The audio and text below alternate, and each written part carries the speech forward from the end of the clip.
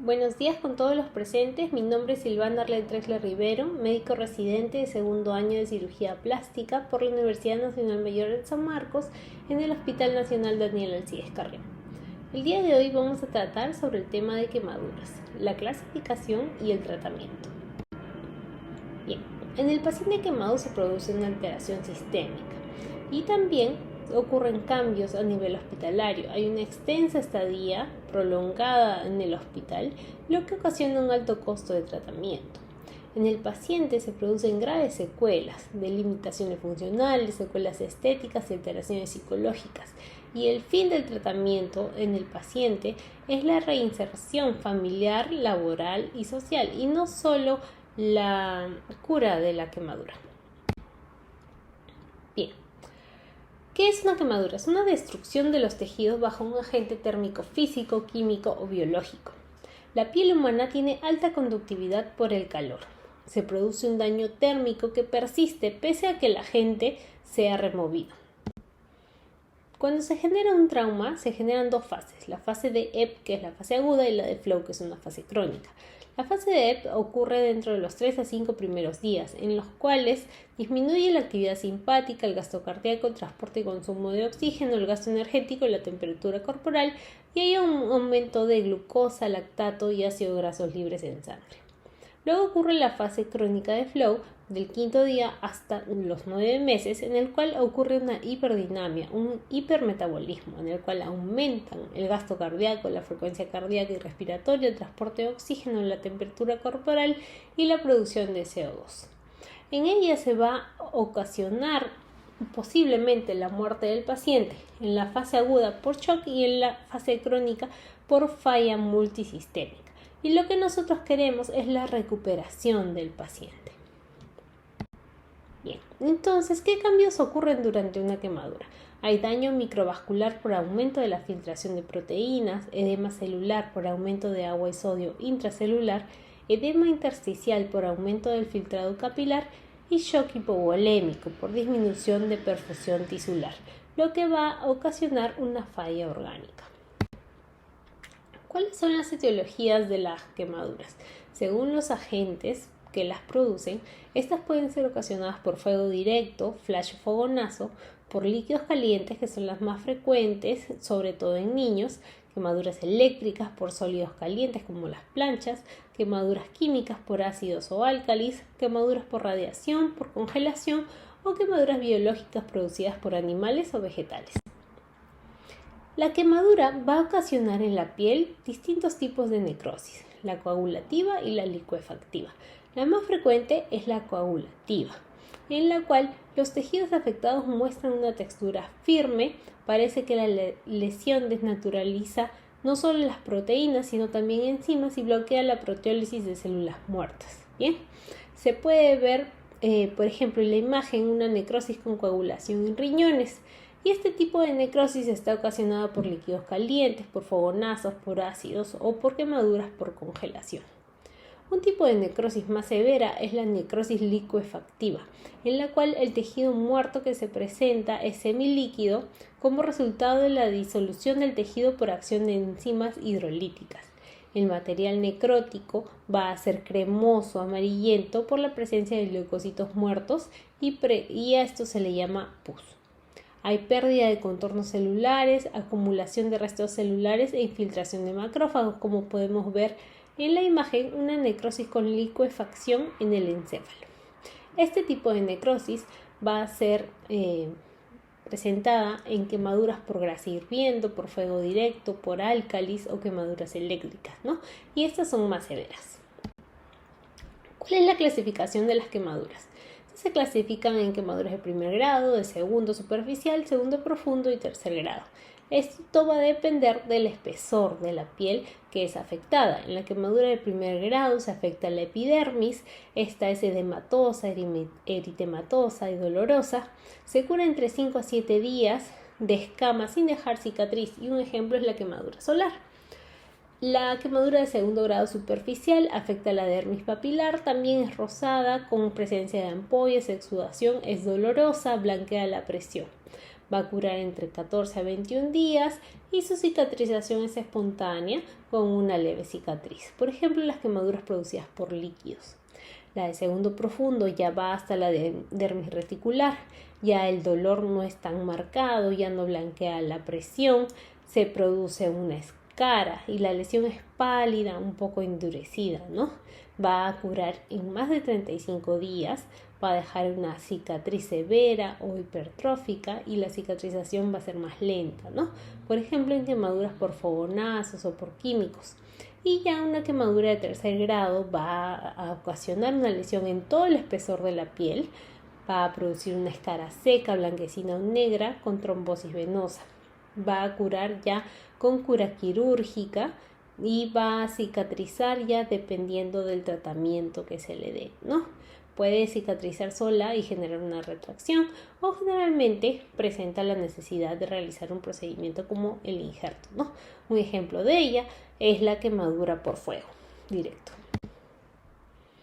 Bien, ¿cuáles son las quemaduras críticas? Estas son las que se producen en áreas específicas del cuerpo, en cabeza y cuello, manos y pies, en la zona perineal y glúteos y en las zonas flexoextensoras, la flexura de la rodilla, del codo, la región inguinal. Los pacientes gran quemados están delimitados según los criterios de gravedad de las quemaduras de la American Burn Association.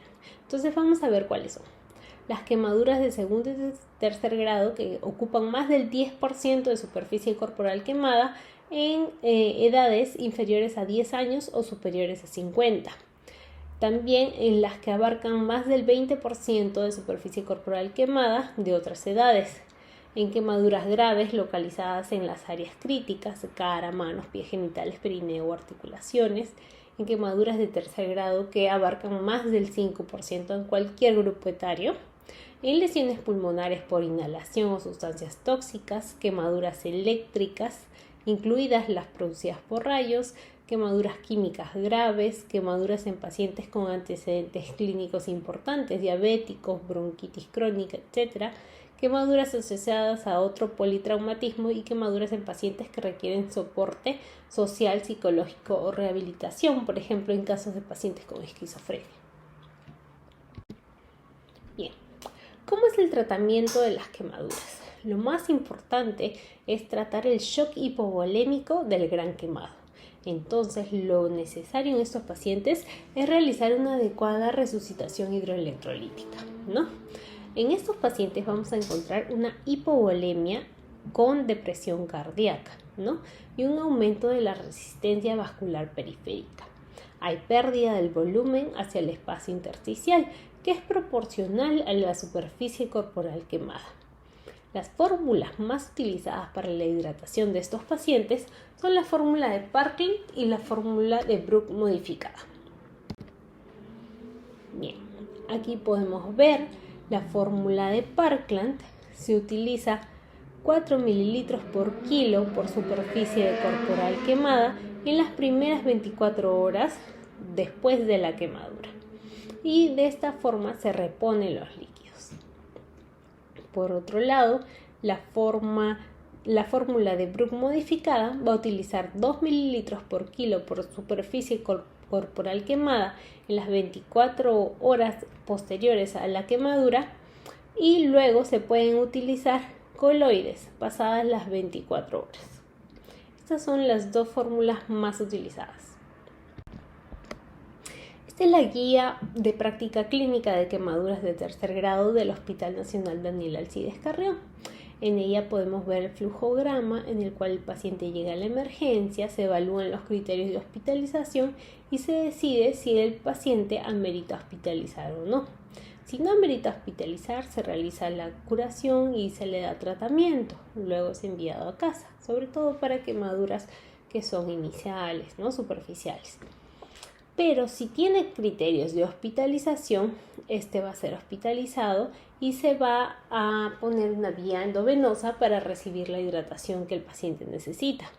Se realiza su historia clínica y se le realizan exámenes auxiliares para ver cómo se encuentra el paciente y este paciente pasa, luego de ser evaluada su necesidad de entrar a UCI, a una unidad de quemados, en el cual recibe un tratamiento multidisciplinario de su afección. Bien, en esta guía se señala el tratamiento específico de reanimación hidroelectrolítica, en la cual se utiliza la fórmula de Parkland para los adultos, que, como mencioné, utiliza 4 mililitros por kilo por superficie corporal quemada en las primeras 8 horas. Se le da la mitad de lo calculado y en las 16 restantes la segunda mitad. Para niños se utiliza la fórmula de Carvajal, en la cual en las primeras 24 horas se va a dar un volumen de 2.000 mililitros por superficie corporal de metros cuadrados y una reposición de 5.000 mililitros por superficie corporal total por metro cuadrado, ¿no? Esto se va a administrar la mitad en las primeras 8 horas y la segunda mitad en las 16 horas restantes. Bien, luego en las segundas 24 horas se va a volver a administrar fluidos con un basal de 1.500 y una reposición de 3.750. Todo lo calculado se administra en 24 horas, manteniendo siempre una diuresis de 1 cc por kilo por hora. También, para determinar la superficie corporal quemada debemos utilizar diferentes reglas, ¿no? Una que es la más utilizada entre ustedes es la regla de los 9 de Wallace, en la cual se dividen las áreas corporales según esta tabla, ¿no? La cabeza y cuello de 9%, tronco anterior 18%, tronco posterior 18%, extremidad superior ambas 18%, inferiores 36% y el área genital de 1%. Por ejemplo, en este caso, según lo que estamos observando en este paciente de 60 kilos, podemos hallar una superficie corporal quemada de 45%. La tabla que nosotros más utilizamos es la tabla de Longten-Browder, en la cual se evalúan las distintas áreas del cuerpo según la edad. Bien, separando a los adultos de los niños por grupos etarios de 0 a 1 año, de 1 a 4, de 5 a 9 y de 10 a 15. Con esta tabla podemos tener un mejor cálculo de la superficie corporal y administrar de mejor manera los fluidos. En este paciente obtenemos con un peso de 60 kilos, obtenemos este total de superficie corporal quemada.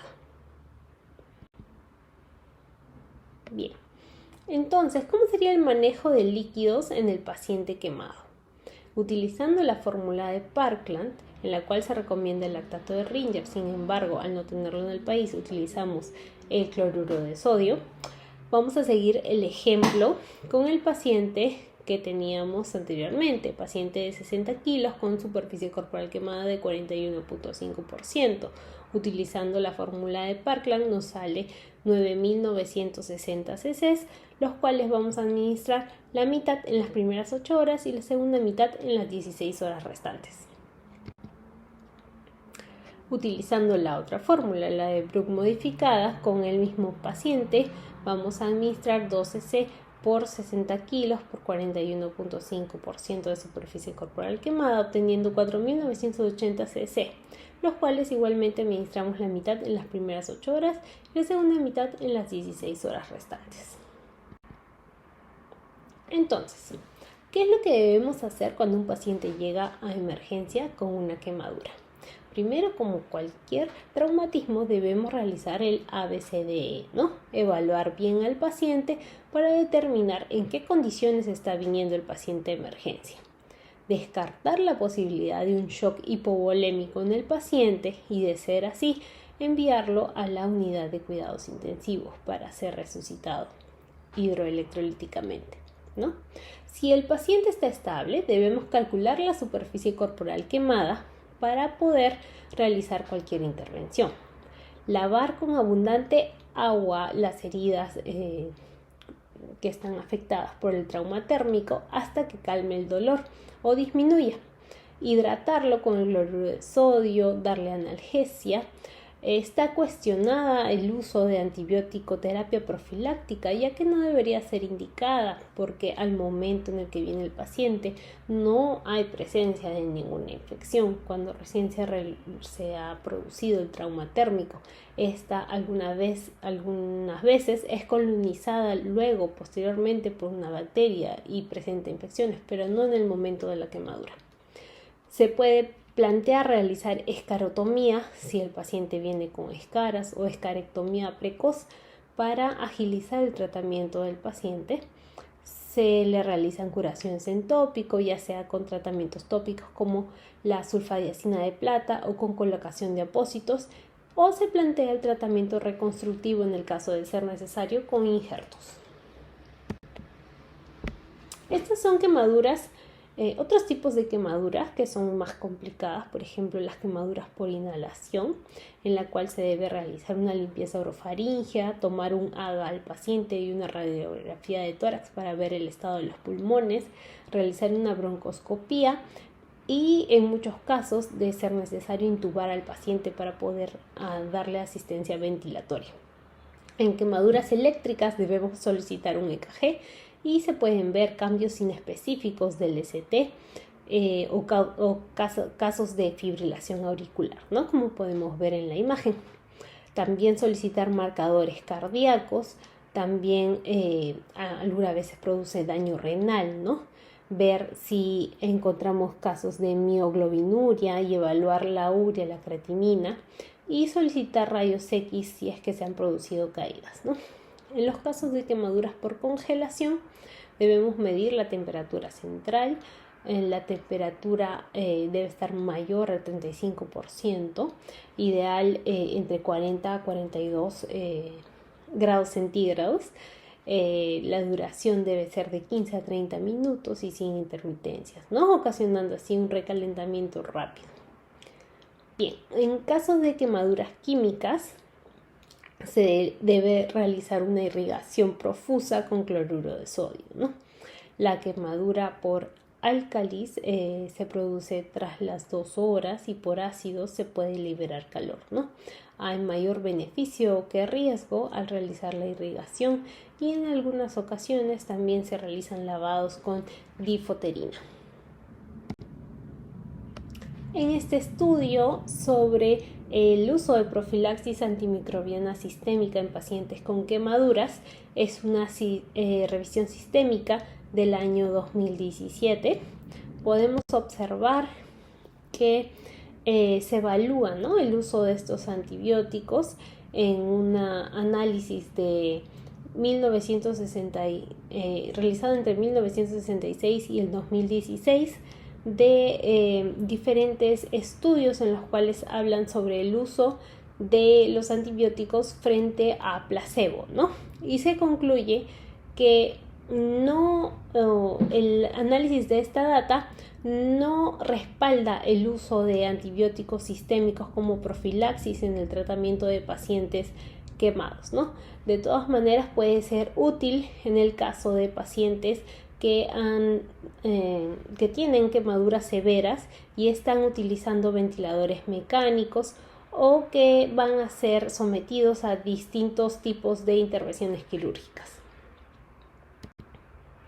Esta es la bibliografía utilizada y eso sería todo. Espero que haya podido esclarecer sus dudas sobre el tratamiento de emergencias del paciente quemado y muchas gracias por su atención.